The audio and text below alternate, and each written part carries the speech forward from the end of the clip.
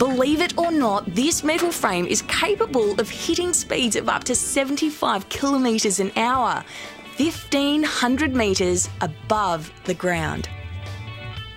But the frame isn't going to go anywhere without one essential accessory, a parachute.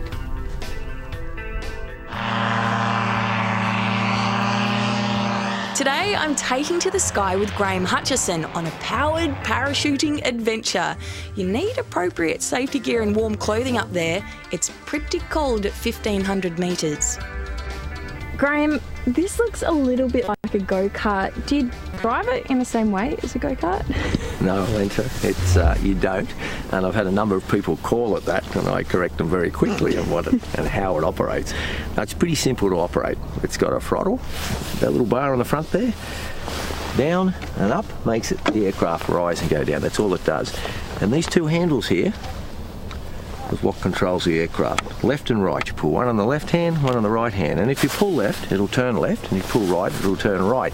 And when you come into land, if you pull both of them down, it creates a flaring action which eases you onto the ground so you don't even know you've landed. That's if you do it right. Okay, well, I'll leave all that tricky stuff to you, but I am pumped to get up there. Can we go now? There's no wind. Let's go. Yay!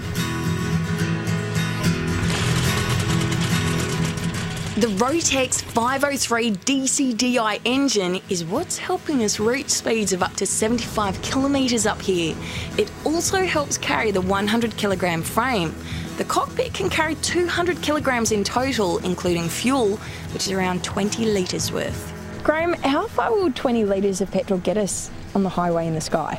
20 litres will safely get you about 100 kilometres in that big highway up there. And tell me a bit about the parachute. It's nice and safe, isn't it?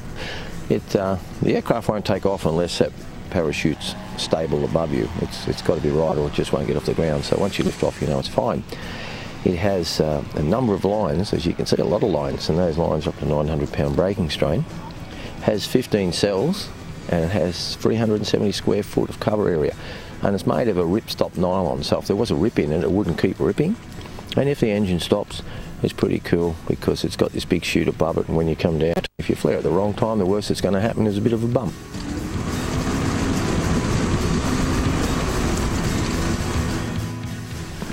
So how was that, Alexa? Graham, that was unbelievable. I've got a bit of helmet hair going on. The spiral kind of freaked me out a bit. How do you find that people react when you're up there? Usually it's when you first take off is when they get really nervous, and they're very quiet when you take off, and then they start talking when you get up in the air and you're asking them how they are, and they let go of the death grip on the side of this, you know, and your white knuckles. And they're fine until you go into a bit of a spiral. Now, Graham, powered parachuting, it is such a unique activity. How did you get into it in the first place? Like I saw an aeroshoot at the Hawkesbury Show about 18 years ago, and I really fell in love with it then. So much that I decided I wanted to make it a passion that was never going to stop. So I met up with a person who became a very good friend. His name was Oliver Males, and he was dying of motor neurons. So our mission was to get me through to a chief flying instructor so I could carry on in Sydney and New South Wales when he went, and we just made it in time. And I've now got 2 instructors that work with me, and we bring the joy of flying to a lot of people every weekend. Well, I reckon it'd be a pretty cool way to get to work. It'd beat peak hour traffic. So, do you reckon you've got a spare one that you could lend me next week? I have a spare one sitting in the shed. It's yours if you want. I reckon I can fly it. No problem, I'll teach you.